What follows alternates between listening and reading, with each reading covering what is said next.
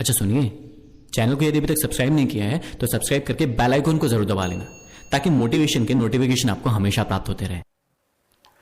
ऐसे सवाल किए जाते हैं जब किसी को बाहर निकालना होता है किसी चीज से।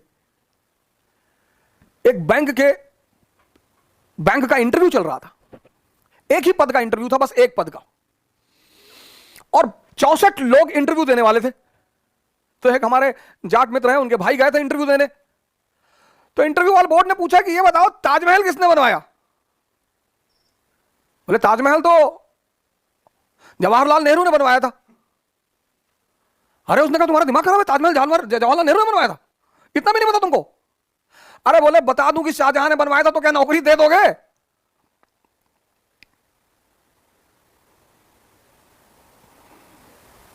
बोले अगर बता दूं, एक ही पोस्ट है, 64 लोग हैं, हमें पता है सिफारिश आ चुकी होगी, तुम हमको वैसे भी नहीं लोगे। तो अगर बता दूं कि शाहजहां ने बनवाया था तो सिलेक्शन लोगे।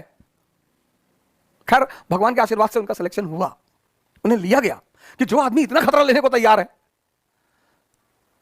कभी कभी सवाल ऐसे पूछे जाते हैं आपसे, जैसे आप अपने समाज में बैठे अपने, इसलिए मैं बार बार आपसे कहता हूं कि जब भी आप सिविल सेवा की तैयारी करें कृपया करके किसी को बताएं ना, या जब भी आप अपनी महत्वाकांक्षा को किसी को मत बताएं।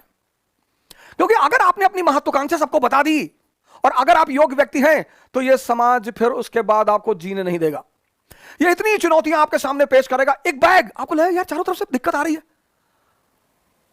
पढ़ना चुनौती नहीं है, ये दिन प्रतिदिन की चुनौतियां हैं, इनको सामना करना चुनौती है।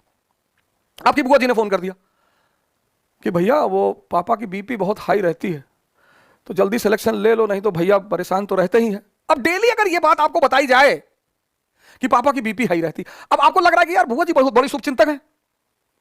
शुभचिंतक तो सभी हैं, अब शुभचिंता ही कर रही है वो, लेकिन अनजाने में कहीं ना कहीं आपको बेचैनी भी दी जा रही है। मेरा एक स्टूडेंट है, अभी आईएएस है, कर्नाटक कैडर का। जिस दिन उसका इंटरव्यू था उस दिन उसके फादर की डेथ हो गई। जिस दिन उसका इंटरव्यू था उसके एक दिन पहले उसके फादर की डेथ हो गई। उसने शाम को फोन किया, कहा पापा से बात करो। तो उसकी मां ने कहा कि देखो, पापा ने कहा कि अब मैं एक आईएएस अधिकारी से बात करूंगा, अब मैं अपने बेटे से बात नहीं करूंगा, तो अब तुम इंटरव्यू दे लो, उसके बाद ही बात होगी। मैं नाम नहीं लूंगा। अब देखिए मां का रोल देखिए, इसको कहते हैं मां बाप का रोल। किसी को बताया ही नहीं, किसी को डिस्क्लोज ही नहीं किया। लड़के को भी लगा कि हाँ यार एक तो सिंपल सी बात है, चलो पापा ने हो सकता कहा हो, कल इंटरव्यू है फिर बाद में बात करेंगे।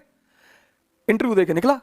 जब इंटरव्यू देके निकला तो उसे बताया गया कि भैया तुम तुरंत निकलो घर के लिए, और तुम्हारे पापा की हालत बहुत खराब है। आमतौर पर समझदार लोग ऐसे ही कहते हैं कि तुम्हारे पापा की हालत बहुत खराब है, जिससे अगले बंदे में उत्तेजना पैदा ना हो, पैनिकनेस पैदा ना हो। वो घर पहुंचा तो पता चला फादर की डेथ हो चुकी थी।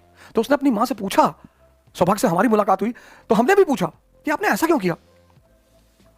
बोली मास्टर साहब एक नुकसान तो हो ही चुका था, दूसरा करना उचित था।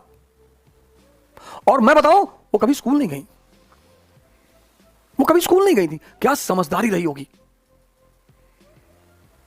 क्या समझदारी रही होगी उनकी।